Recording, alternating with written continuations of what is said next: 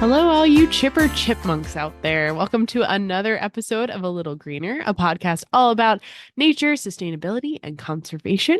My name is Casey. I am one of your hosts, and I'm joined by the wonderful Sarah. Sarah, how are you today? Not especially chipper, but here we are. Let's get chipper. We're doing the pod. I don't think we have chipmunks in Florida, and I probably should have researched that fact before I said it. We certainly don't have them around here where I'm at. I Okay. never see them, and I get really excited every time I go back up north to see chipmunks again. Yeah, I feel like we have less of them than we did when I lived in Indiana. So I'm not Interesting. sure. Might just be, I don't know. There's a lot of squirrels around here, and they're gray squirrels, so they're smaller than the Indiana squirrels. Hmm. Because when I lived there, I was like, why are these like cat-sized squirrels? Yeah. And it's because they are fox squirrels. They're a Yep. different species. So thought that was interesting. I'm a big chipmunk fan. Has nothing to do with today's episode, but I was just inspired to go a little off the wall. I love it. Sometimes you just gotta pick something and go with it.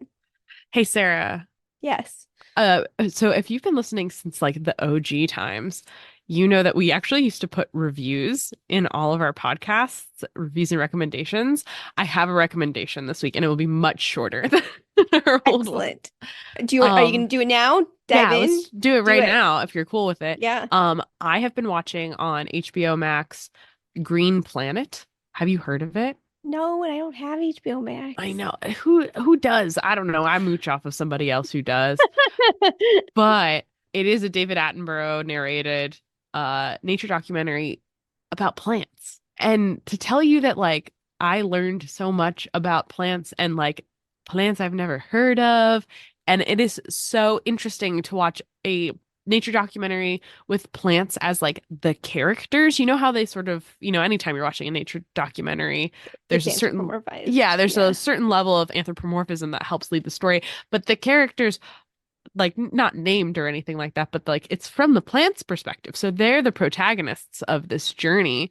And I am just really delighted. I've watched two of the episodes so far because I couldn't watch any more Sesame Street. So I was like, here you go, kiddo. We're gonna watch these. And I mean, just the colors alone were awesome, but highly recommend. Haven't finished it yet, but I just if you're looking for a little bit of like, wow, I live on the coolest planet, that is one, Green Planet. Green Planet. I'll have to look into it and see if I can get access to it Yeah. in some way. Love that. Thanks for the recommendation. And speaking of plants, guess what? Did you go to a native plant sale or I did not go did to a your native sunflower come back? plant sale. My sunflower is back. My Yay! Dune sunflower is Amazing. thriving once again. So I love that. Incredible. However, what I was gonna say is I have tomatoes. I can't even remember if I told you that I planted No. tomatoes. I was gifted tomato plants. Thank you, Debbie. So very excited about it. So I got my little outdoor bed as opposed to my indoor bed. I said my raised bed, I think is what I was thinking of saying. I got my little raised bed prepped and put in the tomato plants. And just in the past like a week or so, I've started getting tomatoes. She gave me one like cherry tomato and Hmm. one bigger tomato. I don't even remember what type, but Amazing. and so I've gotten just a small handful of the cherries. And then today was the first day that I picked a couple of the bigger ones. So I haven't tried those yet. Cherry tomatoes were delicious. Love I, it. I'm so happy I could cry, maybe. This just seems so big for you, and I'm so happy. I mean, I have had tomato plants before, not with a lot of success. Like this is actually probably Yeah, already more success than I've had with tomato plants in the past. So, but yeah, it's a lot of fun. And now that I do have the bed, at least mostly prepared, it could probably stand. I could put a few more bags in there, but I'm excited to now for the rest of the year look ahead and see what else I can try to plant when. So, amazing. super fun. Oh, so happy for you. Anything else? Any other things, past challenges, anything you wanted to share before we get started? I don't think so. I mean, this has sparked ideas because I've been gardening, and I think we're gonna do, I know we've done native plants, but I think we're gonna do like a specific pollinator garden episode Woo! because I'm working on one of those right now, and I've been diving into the science and I enjoy it. So Oh, excellent. stay tuned for that. But Sarah, we are not doing pollinators today. What are we doing? We are not. We're doing something very different than our last episode, which if you haven't listened, I do just want to plug that again because we got a chance to talk to Jeffrey Rissman, who just Yeah. wrote a book, Zero Carbon Industry, which just, again, I feel so fortunate to have gotten the chance to talk to him. So if you haven't listened to that one, do make sure you check that one out.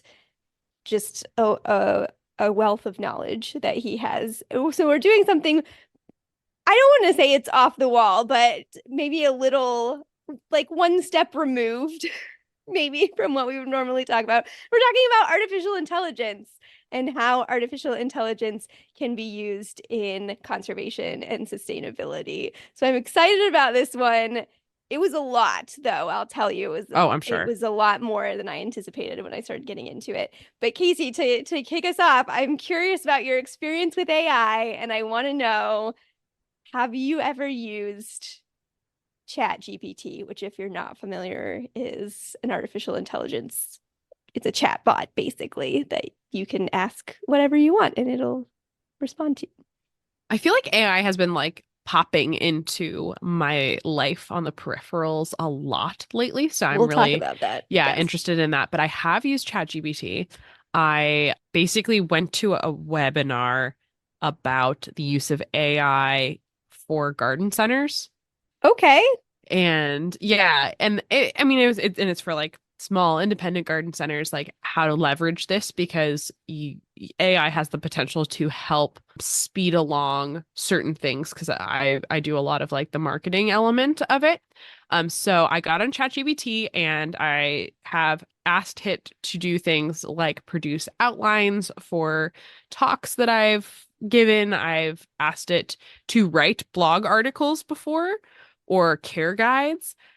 And it is, first of all, amazing. Like, I think I broke some of my coworkers' brains when I showed them just like, write a blog post about this. And it's like, okay. And then it just like types it out. Like, I'm sure they wouldn't even need it to like do the sort of like looking like there's a ghost typer. I'm sure it could just like spit it out, Yeah. but that's the format they've decided to do.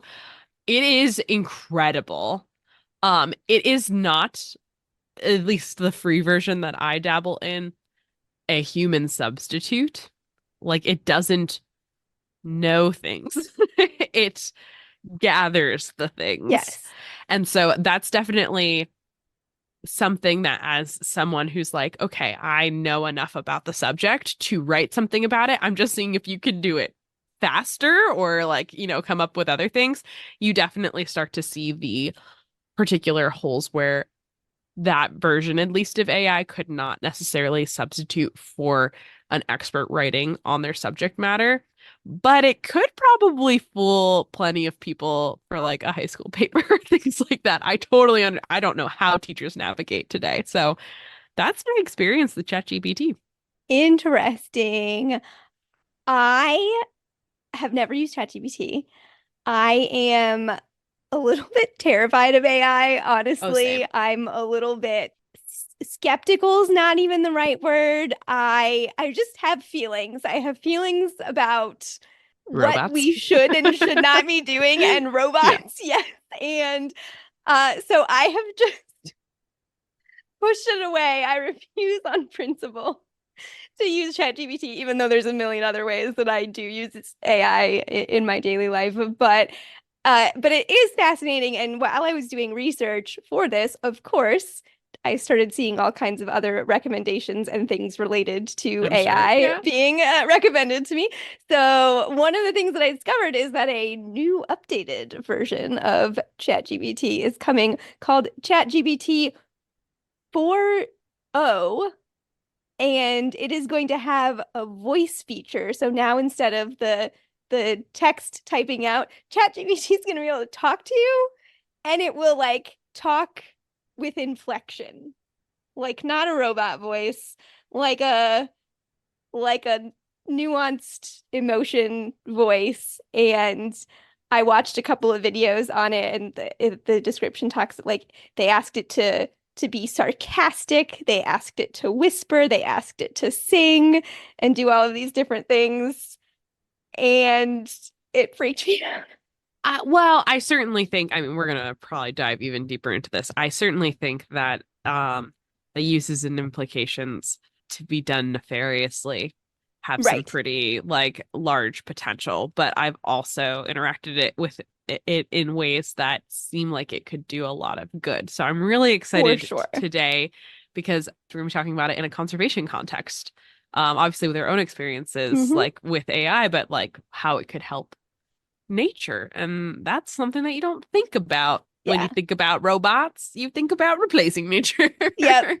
Absolutely. So I'm excited to think about it in this context. And I also have to shout out a couple of my coworkers, Mark and Nathan, because they are fantastic at engaging in really fun conversations around AI and also have succeeded in completely terrifying me about it, but are really just open to fun discussions about it. And they definitely helped inspire the topic for this episode, which is about the good that artificial intelligence can potentially do to help our planet. So stick around for our discussion on artificial intelligence, conservation, and sustainability.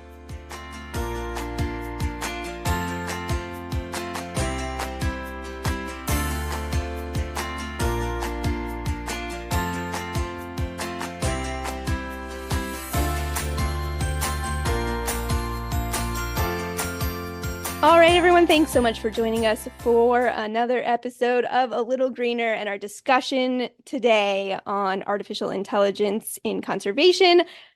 I mentioned this at the start, but Casey, man, this was a way bigger challenge than I thought it was going to be. And when I first got the spark of inspiration for this idea, and I just did a quick search to kind of see what was out there, and some things popped up right away, and there were different like webinars and things that you could watch, a handful of different articles, and I was like, great, there's stuff out there. This is going to be pretty easy to just sort of gather this data. But then I realized I really don't understand artificial intelligence like at all. So first there's that aspect of it of trying to figure out what we're talking about when we talk about AI, but also even just sorting out what is actually used, like what is actually happening right now Sure. with artificial intelligence, what is being used on sort of a trial basis versus what is actually widely used versus what we're just talking about theoretically that AI could potentially be used for. As I was reading through things, it was surprisingly hard to figure out that information. So some of this is going to be a little bit of a broader overview and a little bit more vague than my brain would like it to be, but hopefully still interesting. And we'll talk about some fun things, some things that you would probably think about, and maybe some things that you wouldn't necessarily associate AI being able to do. So let's start, first of all, with what are we talking about when we talk about artificial intelligence? So we talked about this at the start too, but Casey, what are some of the ways that you might interact with AI in your daily life? So I think like my first kind of concept of AI, maybe adjacent technology, if not actual adjacent, is like Amazon's Alexa, Mm-hmm. Absolutely. which I will say that I am staunchly not in favor of having one in my home. I I also do not have one. I don't like the idea. Like even if it I just don't need something that's like trained to listen to me. I don't know. Some that skeeves me out, especially when it's like that closely connected to a corporation like that I already feel like reads my mind all the time. So that's like I feel like when Siri and then specifically Alexa came out, that felt like the first robot assistant Uh-huh. that like really like it's not just like you're using your phone to punch in things or like a calculator, like you're talking to it and it listens and translates that into like what you need out of it and responds. Yeah. So that feels like the first interaction that I felt like, oh, we're in the future now. Yeah. For sure. That's a big one. And I also don't don't have an Alexa or any specific device, but I do have Google Assistant on my phone and I will Yeah. talk to it sometimes. And I use like song identification all the time on Yeah. my phone. So yeah, though all of those virtual assistants, uh, unfortunately, customer service chatbots that are so prevalent now. Netflix recommendations was an interesting one that popped up that uses artificial intelligence technology. Those recommendations are algorithms. It's learning you basically. Yeah. And those are all like, a Netflix recommendation. I'm okay. Like that kind of thing doesn't scare me. Cool. I can Right. I can take that. I But think there like are lots of things. There are just lots of ways I feel like that artificial intelligence has sort of crept in without maybe people even realizing what they're using, like any like facial recognition features, things like that, that you might use to unlock your phone or on your computer or anything like that. All of those things could be considered AI technology. I mean, like the algorithm, it's so easy to like immediately spiral. Like things like, Hmm. oh, I don't really have a problem with Netflix telling me what I might like based on what I've liked before. But we've already like seen when the algorithm gets out of control and like, Facebook starts wars True. in True other story. countries. Like it is wild, like the breadth of what it is. Like what feels like exclusively positive way I've interacted with AI, for example, is I've done some genealogy research using ancestry.com, and they use an AI software of some sort to go through handwritten historical Hmm. census records to help match the name of your relative with who's in that document.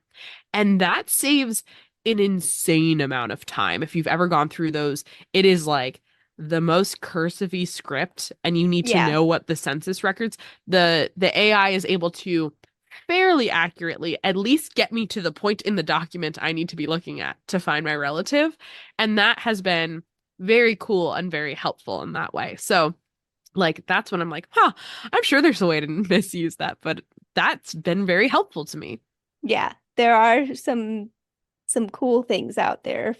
So the other piece of this too, though, is some of the things that we've talked about, there may be some things where some people would say, yes, this is AI technology, while other people would say, that's not actually AI. Like that's Okay. AI adjacent technology, but that wouldn't. So in terms of an actual definition of artificial intelligence, there's still some flux there. We don't Oh, I'm sure. necessarily have a set definition, which all of this just goes to show how much how much openness there is on this subject, that I really feel like there need to be a little more stringent rules and guidelines. But that's a debate for another time. A couple of definitions that I pulled. One, if you do a quick Google search, which now also has AI assist technology, and they are using artificial intelligence to kind of summarize some of their searches as well.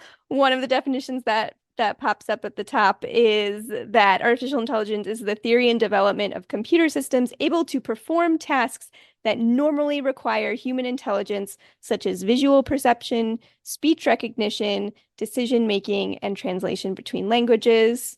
And then from an article that I found that'll be in the show notes, a gentleman named David Jensen, who is the coordinator of the United Nations Environment Program's Digital Transformation Subprogram.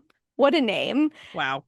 David Jensen says AI refers to systems or machines that perform tasks that typically require human intelligence and can iteratively improve themselves over time based on the information they collect.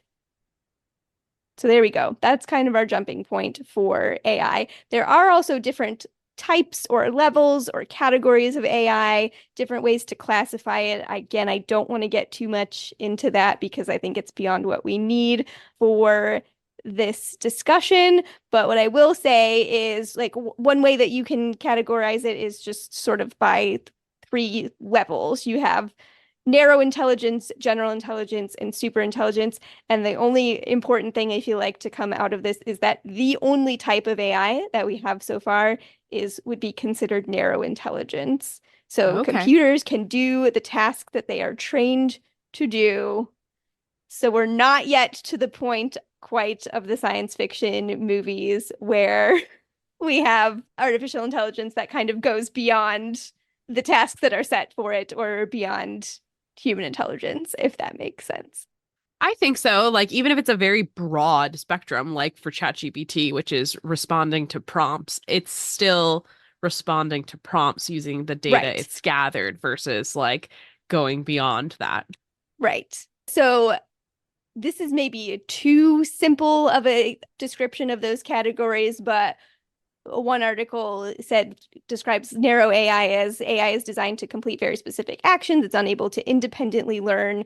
General intelligence would be that artificial intelligence is designed to learn, think, and perform at similar levels to humans. And super intelligence is when AI surpasses the knowledge and capabilities of humans. And that's when the machines take over. So we're not there yet. Dun dun dun. No fear. So all of them, even as cool and complex as ChatGPT seems to be getting, that still falls under the category of narrow intelligence, as are everything else that we have that we're currently using. So how can this technology be used to help the planet? And I'm going to start with what I would think would probably be where most people's brains would go for this, which is talking about biodiversity, species conservation, and basically identifying species in images. So this is maybe where even for years now, I've realized that this is an area where artificial intelligence could be helpful. And I watched a couple of different videos and read a bunch of different articles. I can't remember who it was that said this, but somebody just summed it up by saying biodiversity has a data problem. And I thought that was a great way to Yeah, say very it. succinct. Yeah. We can collect so much data now. We have satellites, we have radio collars, we have camera traps, we have citizen science. We've talked about apps like iNaturalist and Seek on this podcast before. So many different data points available to us that the problem now, even when you think about things being data deficient, or we've talked about with different species before, oh, we don't have enough information to classify this animal, things like that. Sometimes that is the issue, but sometimes the issue is not accessing or is not getting the data. It's having the time, the money, the resources, the manpower to sort through it all. Right. Casey, have you ever done any kind of camera trap photo or any kind of just like species identification project at all? Well, when you, me, and Kristen all worked Yeah. together, we did a camera trap program at our workplace. And that it was a very, very small kind of project, but it was part of a bigger collection across the city we were in. And when you are going through all of the photos, basically the camera trap is triggered anytime there is motion. And that motion, you try and set it up in an area to mitigate things like wind, but wind, Right. a bug, literally any animal coming across, whether it's what you're looking for or not. And so you're sorting through, like when we would take it down every couple weeks, we would have hundreds of photos to sort through, and most of them were duds. Yeah. And so I'm sure if you're doing a much larger scale project, especially in areas that like if you're looking for like a particular species, it's going to get triggered all the time and you're going to have thousands to go through. So I've also done those snapshot safari programs where they basically have citizen scientists Mm-hmm. look through all this data and see basically narrow down which pictures might have the things the researchers are interested in, and collect that. Yeah. So I've helped to do that before as well on different online projects. I never was responsible for going through any of the camera trap data when we were working together, but I was obviously around when some of that happened. Did we just have one or did we have We more had than two. one? Yeah, I was gonna say, I thought we had two traps. And so, yeah, we would have hundreds of photos. So, yeah, imagine you're working on a bigger research project across a wider area of land.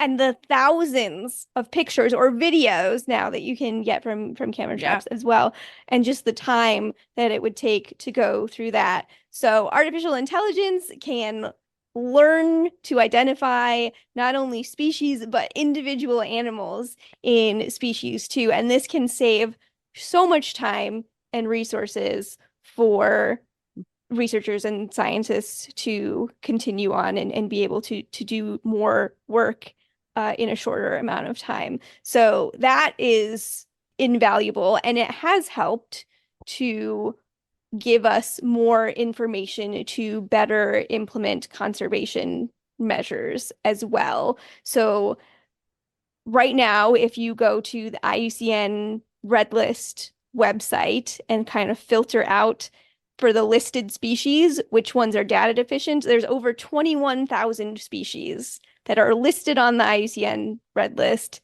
as data deficient. And that doesn't even include species that might be classified as endangered or threatened or whatever. They have a classification, but we don't know anything, say, about their population trend, those types of things. So Or we even haven't updated them in the last correct, 30 years. Yeah. exactly, yeah, their information is outdated. So that's not helpful for conservation efforts, right? The more that you know about the population and how the population is doing, the better you can plan for what you need to do to help conserve the species. So this is a huge area where AI can be helpful. And there's a number of platforms that are working on this. One of the ones that I came across is called Wild Me, and they have these different, it's sort of playing off of Facebook. They have wild books for a number of different species. And so I'll read you their mission statement here. They say their mission is to scale wildlife research and support conservationists by providing multi-feature techniques, speed, and accuracy in animal monitoring, replacing hours of human labor with minutes of computation to combat the ongoing sixth mass extinction. Heck yeah. Yeah, it's pretty neat. And I'll have links in the show notes, Casey. You're welcome to click on the wildme.org platforms link there if you would like, and that'll show you. So they, with their technology currently, they say that they have 53 different species that their technology is able to identify. And then again, this does go down to the individual level, which is really helpful when you're trying to determine population sizes and changes. And it's pretty impressive, the number of different species that they have identified. So things you might think about like giraffes or zebras or things like that. But my favorite one, Is it the skunk? no. Well, so and the skunk is more broad. So there's a number of different Okay. species. That's a carnivore one. It's Oh. the sea dragons. Oh, yes. Sea dragon search. So some of these collections of photos, they have pretty fun names like their whale and dolphin one is called Fluke Book, which is pretty fun. And their sea dragon one is called Sea Dragon Search. So my only struggle with these, Casey, is these do make use of citizen science to help that can help submit photos, but you can't just go on and look. I thought I was going to be able to go on and look Oh, and see gotcha. the individuals, but you have to have an account, and it's really geared towards researchers and conservationists to be able to have all of this information available globally, which is pretty cool. But I unfortunately can't go on and look at Fluke Book and see all of the different named whales without an account. But it's pretty cool technology. And according to their website, the data that they have collected and helped identify actually helped get whale sharks listed as an endangered species on IUCN. They were previously data deficient, and then they were listed as an endangered species in part because of the data that they were able to provide through this platform. So pretty cool.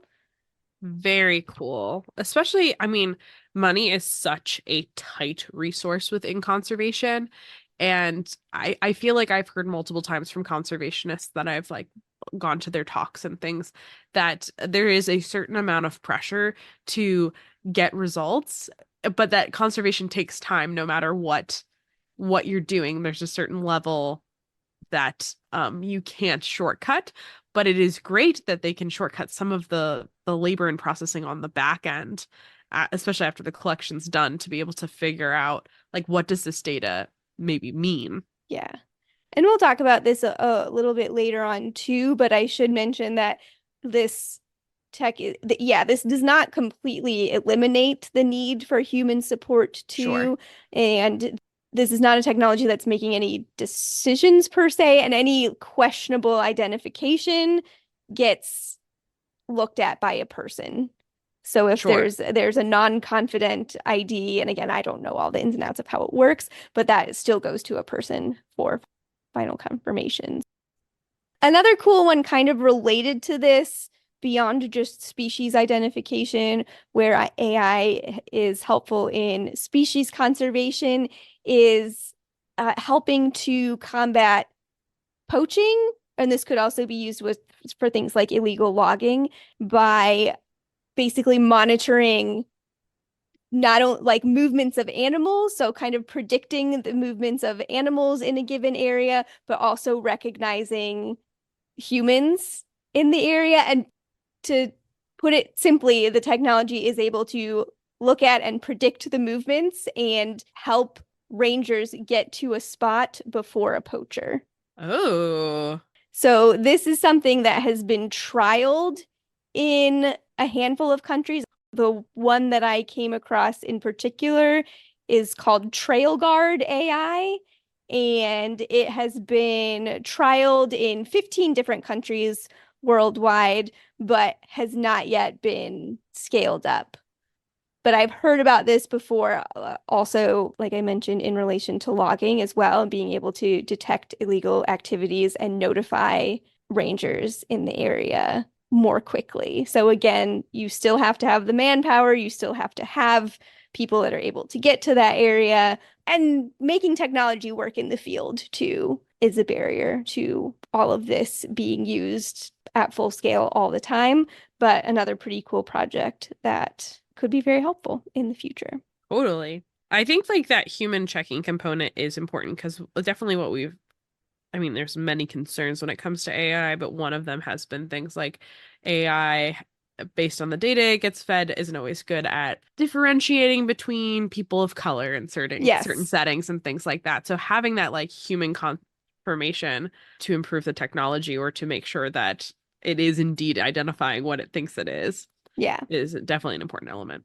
absolutely. And that's true of our next sort of category Okay. too. So we have our species monitoring slash identification bucket. Energy use and energy consumption is another area where artificial intelligence could be very helpful. Again, a lot of data is available now, way more than there used to be as we start to convert. We have smart thermostats now and smart energy grids that we're starting to be able to just track a lot more data about our energy use. So AI can be put to work here, hopefully helping to flag downtime before it occurs and help assist with repairs on the grid. One of the cool things, though, that I was reading about is using the use of artificial intelligence to help optimize the use of green energy. So we've talked about how things like wind power and solar power, they're variable, right? So there's not necessarily going to be consistent supply all the time. And our demand for energy also rises and falls throughout the day. So artificial intelligence can help to analyze all of that data, figure out where our energy demand peaks and valleys are going to be, but then also help improve forecasting for when clean energy is going to be available and kind of help those two things align. So, an example of this is Google. Apparently, Google has wind turbines. And back in 2019, Google developed a neural network, this AI technology, that this AI developed a model to predict the future output of Google's wind turbines up to 36 hours in advance with greater accuracy than we were previously able to do. So using that data with a better idea of when wind energy was going to be available they could then look at their areas of consumption, like when they knew they were going to need a lot of energy, basically, or things that they knew that they were going to need a lot of energy for, and time those things during peak output of their Whoa, wind very energy, cool. right? This is a thing that I would not have thought about. And in part, it just sort of seems impossible to me because of how difficult predicting that would be. And that is exactly where something like artificial intelligence and its ability to process large amounts of information faster than we could do it comes in handy. So I thought that was a pretty cool, specific example of how that might work. And I would love to see that. Slash is working. Yeah. Yes, yeah, Yeah. absolutely. Again, this is Google using their technology with their wind turbines. So gosh, I think that I was reading so many links in the show notes this week, guys, but I believe one of the things that I was reading was talking about now another company has like bought their technology as well. So hopefully Cool. we'll start to see these things spread. I'll come back a little bit more towards energy at the end when we talk about some of the concerns and challenges around AI. But I think that's one of the big ones for me, or one of the things that I thought was the coolest is using AI to help maximize our renewable energy sources. Next bucket, agriculture. And this is the one where I was at least able to find a couple of mentions of how much this is currently being used, at least a couple of data points. So according to one Forbes article, there are around 200 AI-based agricultural startups in the United States alone. And a BBC article says that according to some estimates, 87% of businesses in the United States agricultural industry are currently using AI in some shape or form as of late 2021. I'm technically in agriculture. Are you using AI technology? I mean, you just talked Not about as going to of a webinar. 2021, but as of that, yeah. Yeah. Yeah. I also want to point out the webinar, the person who led it said that basically every time she does the webinar, she has to update it because AI information changes daily at this point. I believe it. So probably like if you look through the show notes, you will find Sarah's amazing resources, and then you will also be like, I found 10 Yeah, new articles since this episode came 100%. out. There was so much. I should have used AI to write this episode because I needed somebody to process this data better than I could do it. Wild. Can Well, I I will just tell say, you on that yeah. note, and then I want to hear about your use of AI, but I just do have to mention just how hilarious it was, the number of articles that I came across that were like, and we used AI to write a portion of Oh, yes. Yeah. That's old hat at so this that's time. a thing. Again, I refuse on principle, but it is out there. Okay. So I use it on the marketing end. Like I Yeah. use it more for content creation or at least like content inspiration outlines, things like that. It's pretty good at writing things like how to take care of a succulent, how to take, Hmm. because that information doesn't really change as much like location based versus it doesn't understand how to grow in my location in particular. But we haven't used it because, we're talking about conservation today. Who cares about the marketing end? We have not used it in any sort of like production area. So I am So no curious to hear about that. no robots carrying things around in your greenhouses. We are very 1800s in a lot of ways. So no. Well, do you have any thoughts or guesses about ways that artificial intelligence might be able to be utilized within agriculture? Well, like one of them, because I was thinking about this actually with the species tracking, like how maybe AI might be able to help with like migratory tracking. It like, because weather impacts those Yeah. things. So I feel like it should be able to be applied in some sort of weather predicting Yes. element to be able to change operations based on that. So you could automate things like changing watering schedules or Yep. shade or fertilizer applications, things like that, based on the predictive models of the AI. Yeah, that was definitely one of the first things that I found. Microsoft has what is called farmvibes.ai. I don't like that at all. Oh, I thought it was hilarious. Uh, But and that's just one.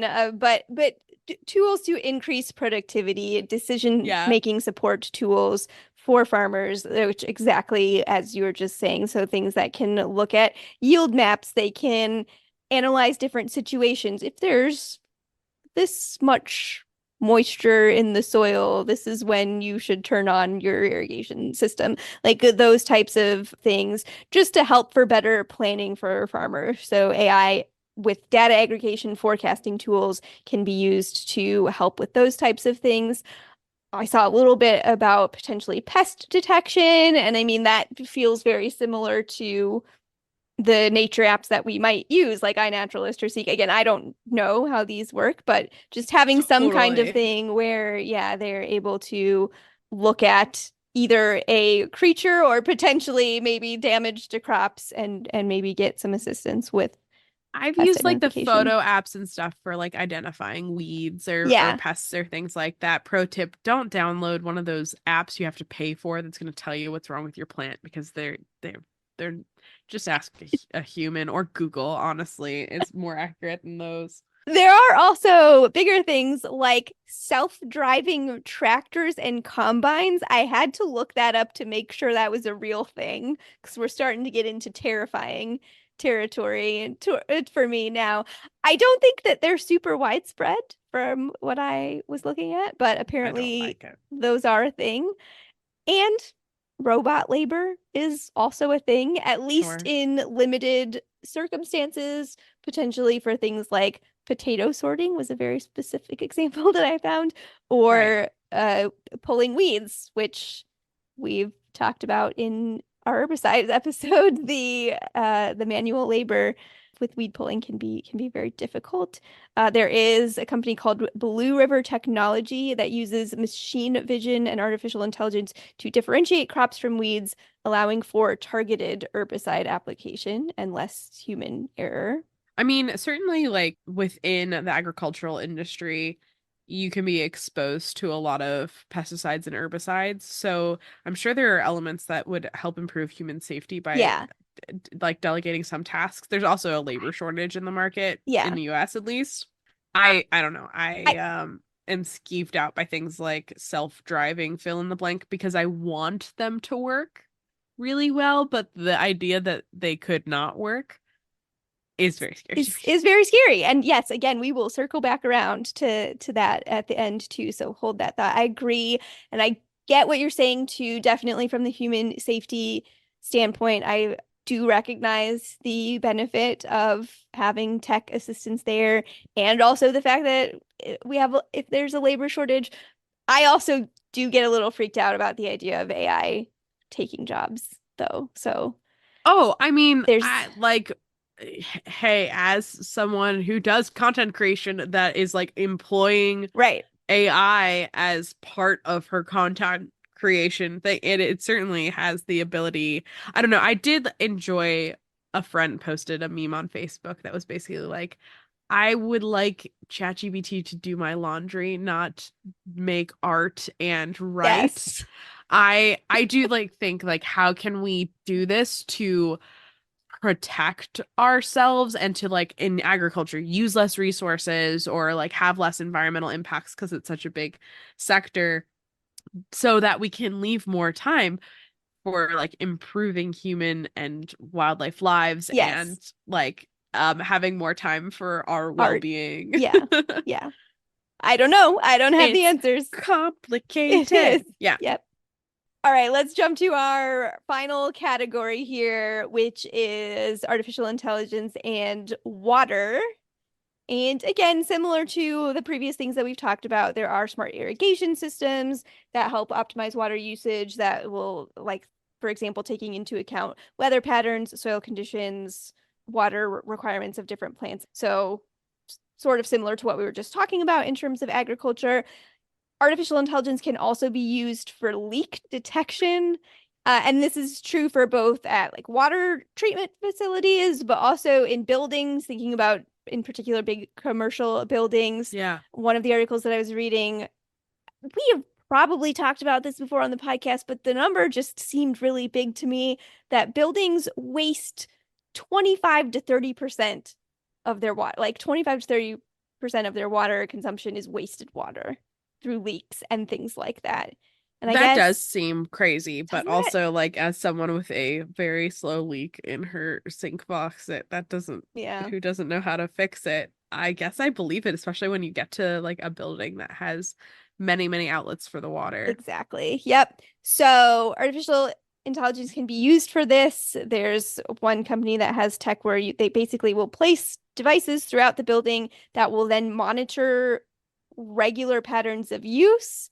And then if a leak is detected, they send real-time alerts to staff members. And in the article, one of the specific examples that they shared was the Atlantis Casino Resort and Spa in Reno.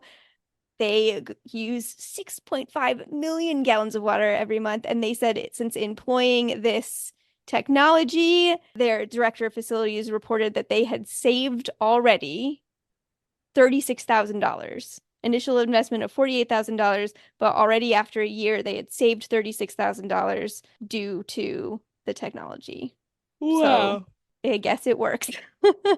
He said the system was remarkably accurate and detected hidden leaks that the staff couldn't find. That's awesome. Yeah, it's pretty neat. Leak detection. And then also, AI can be used to help monitor and prevent water pollution. So I found a couple of specific projects coming from England. There's one article from last year that was talking about a project that was going to be done in Southwest England where they were placing sensors around different rivers and fields to help get an idea of the general state of local rivers, local rainfall, soil conditions, all of those types of things. And then artificial intelligence is going to combine that data with satellite imagery of local land use around the area.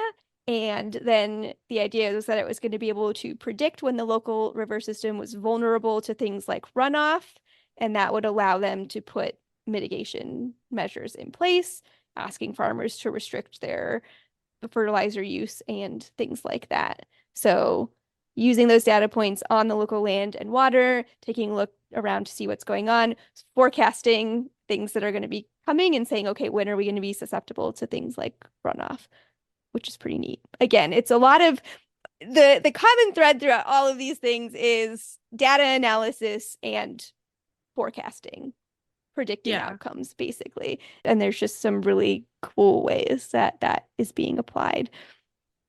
So that was one, and then there was another project where they were using artificial intelligence to detect sewage spills, as in like overflow spillage from wastewater treatment facilities, and it did so very successfully in this trial. And so this is something that could be used then to theoretically determine if plants were spilling out their wastewater and not reporting it, basically. Oh, So I do I like love that. that. Yeah. So all kinds of cool ways across different sectors of environment where artificial intelligence can be used. Also, aside from some of those big things, I wanted to just quick mention, we have already touched on them, but artificial intelligence can also be used to help you enjoy nature right in your own backyard, and also to be mindful of your own energy use in your own home.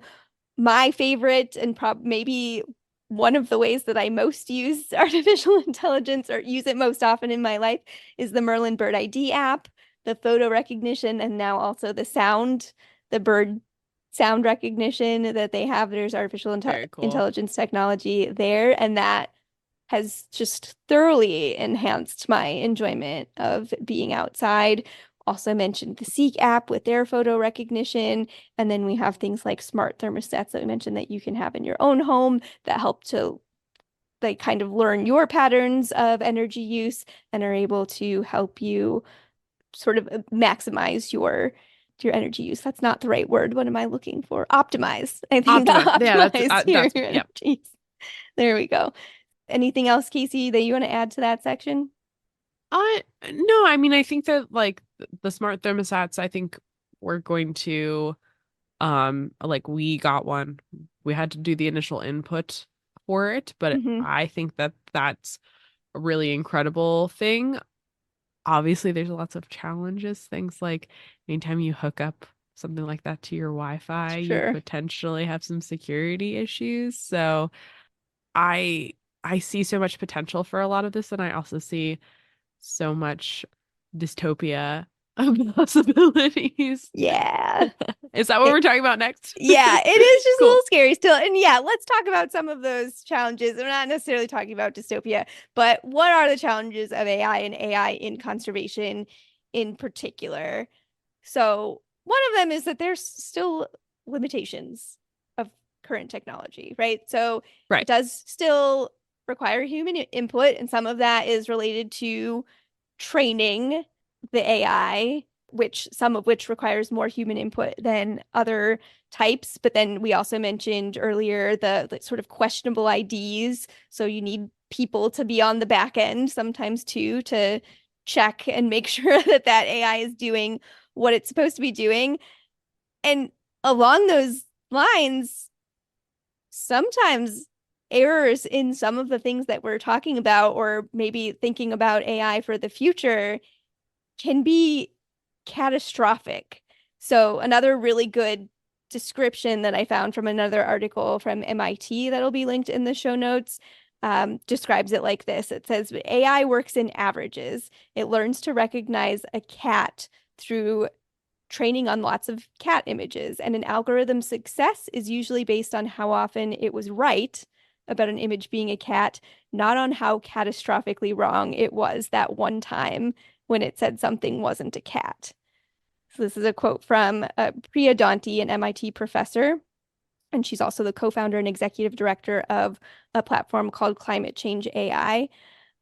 So think about that quote, and then think about asking AI to manage your energy grid. Oh, If yes. it's right a Right. hundred times and then wrong, and you have a giant power outage, like I don't think we're not about it. gonna, Yeah. Like the we're thing not going that to determine that as being as successful as if it recognizes a cat image, 98% of the time correctly.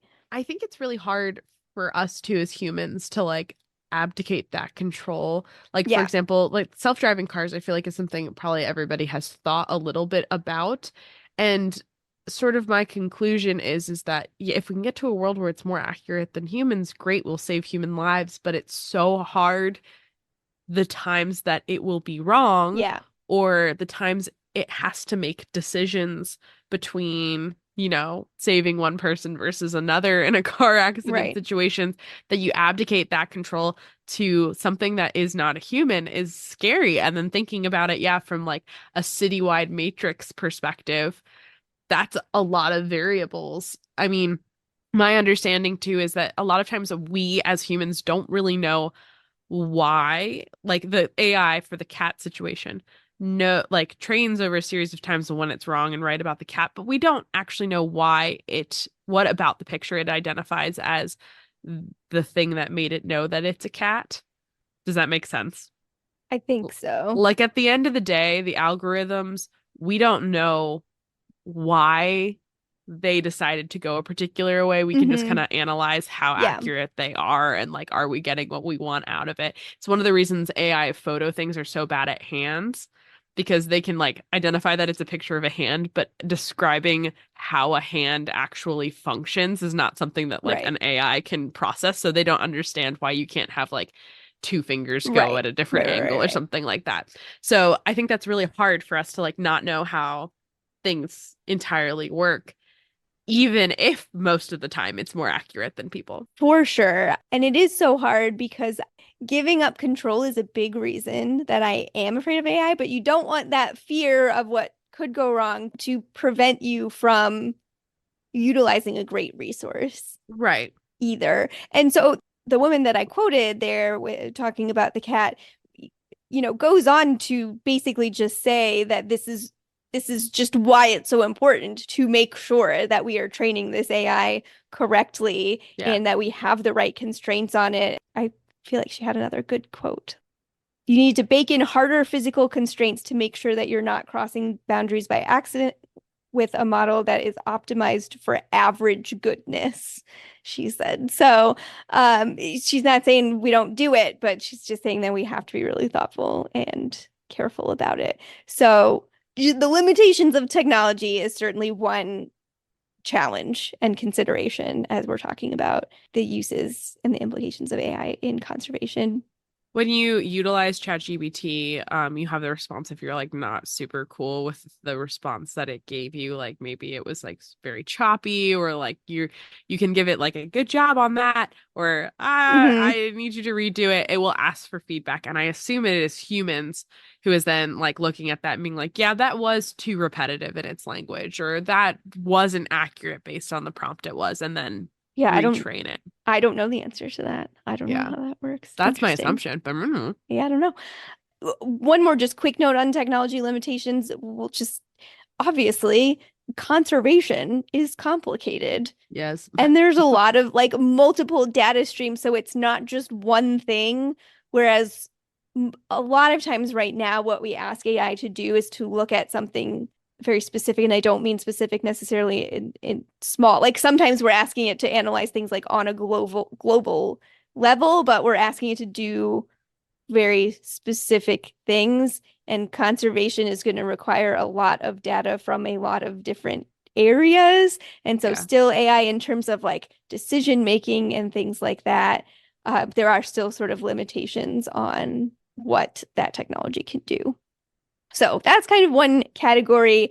Another category that I hadn't really thought about, again, because I just don't fully understand AI and how this technology works, is the energy use that it requires for these systems. This isn't just like running a laptop in your home. These are like big supercomputers. These neural networks is the Right. phrase that keeps coming up, and they use a lot of energy and therefore produce a lot of carbon emissions.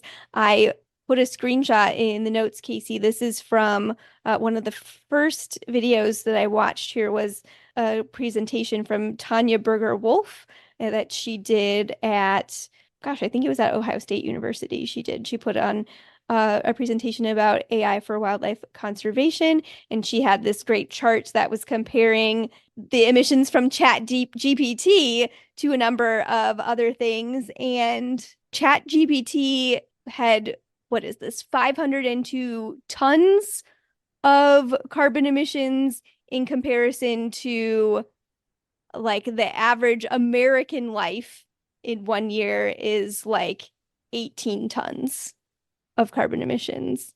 And ChatGPT was 502. So it's a lot. That's crazy. Yeah, way more than I would have expected. So that actually came up a number of times as I was researching this is, if we're going to do this, we have to be mindful of how do we do it the most efficient way possible, figuring out how to minimize these emissions. Yeah, it's not something that I necessarily understand basically at all how computers work, or I know. blockchain, It's all or magic to any me. of those things basically. But yeah, I mean, you think about occasionally it'll come up in the news about things like they have to cool down the data processing centers for things. And Yep. yeah, anytime we try and like expand anything that consumes electricity on a massive scale, like it's interesting. And I'll see how much energy we can save using AI that we then negate by Yeah. throwing in a computer.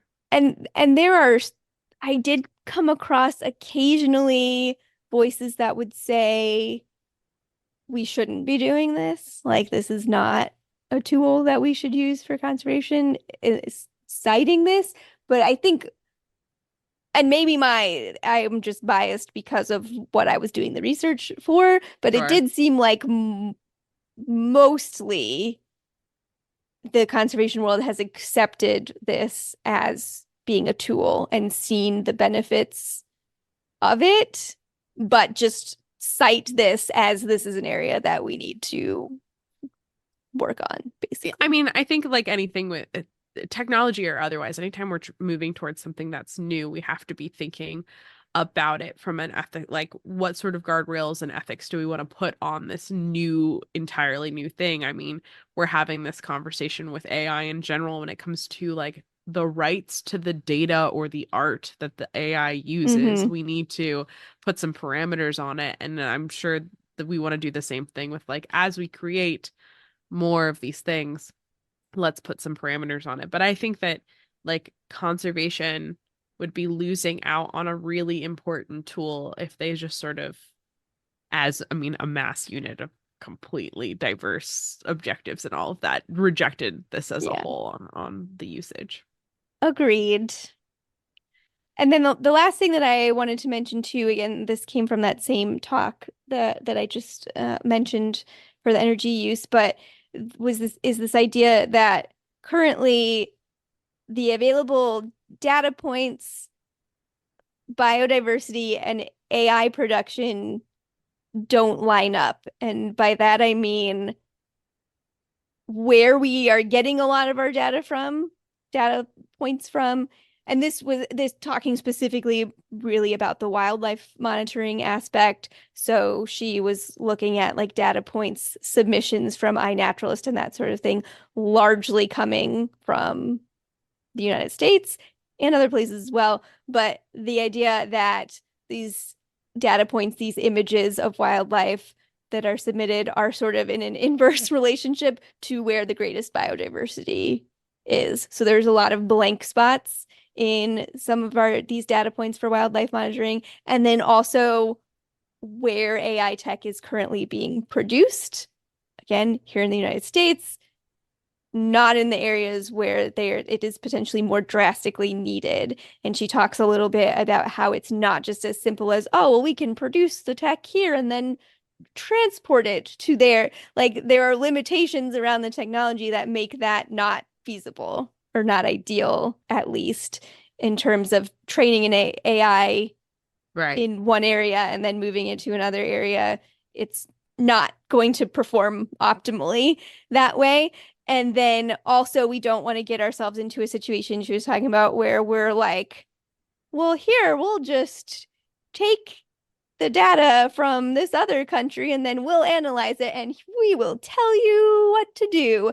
That is, we already Recipe for know, yeah, disaster. we already know that that is not the way that conservation needs to work. And that's a problem that we have Right. sometimes where people from other countries will go in and say, well, here's what you should do. And that's no, you can't just do that. Like, Right. Or that like a conservationist comes in, talks to a local person about where they saw this animal, and then writes a paper and was like, look who I discovered this animal yeah, without like crediting the people on the ground. yep. So So we do not want to drag all of that with us into the AI world. So figuring out a way to, and I don't necessarily have an answer no, to that. yeah. I'm just saying that is the way that it is right now. She put up a map that kind of showed the hotspots of biodiversity versus where AI tech is kind of booming. So that's just a thing to keep in mind. That again was not necessarily something that had crossed my brain, but I think is a really important piece moving forward. Again, that particular aspect was related largely to the wildlife monitoring aspect, but is definitely one to think about. It's always important I mean, like again, this has to do a little bit with my concern about things like Alexa, where like who Yeah, has the power, who gets to design the technology, and who gets to utilize the data. Like when you isolate that, whether to a big corporation or to a already powerful or richer government, and then the people on the other end of the equation are normal people, just like, operating this in everyday life on the other end of the company, or people from a different country who have, might now be on the receiving end of implicit biases and imposition of particular ways of thinking.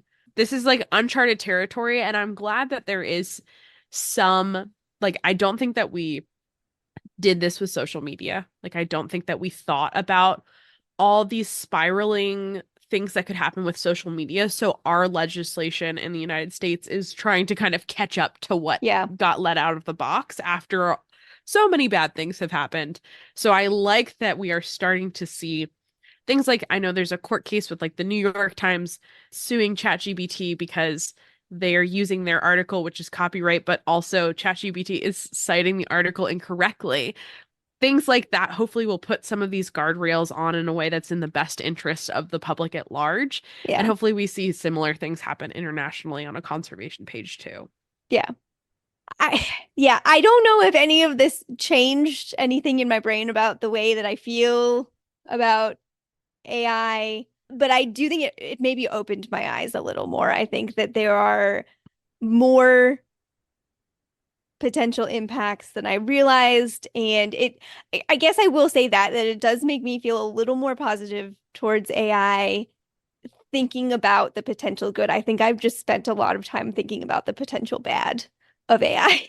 Well, I think right now AI has mostly been marketed as like, how is this going to make companies more money? Like Yeah. how can you use, and I mean like that's basically how I've used it, is how does it make me more efficient as a worker versus how can we use this to save the planet? And I've seen other glimpses of like using AI in like algorithms to try and figure out some medical mysteries by processing a large amount of data that might help us increase the rate of being able to come up with vaccines or treatments for Hmm. cancer. And I think thinking about those possibilities, and thinking about it as a different application, hopefully will help us like figure out the best way. Again, not to like have it make art and write, which Right. has its functions, but maybe shouldn't be where we should be focusing our No. efforts. Maybe we can figure out how we can reduce suffering and increase our wildlife. So I Yes. appreciate you doing this and diving Oh, into this, goodness. Sarah. Gosh, I wish that I could have done it a little more justice, but there's again so much information out there. Check out the show notes if you're interested. There will be a bunch of links there, including to a couple of YouTube talks where you can learn more and hear about some more specific examples that are out there. But Casey, thanks for discussing. As always, thanks for your input. Folks, stick around and we will be right back with your challenges for this episode.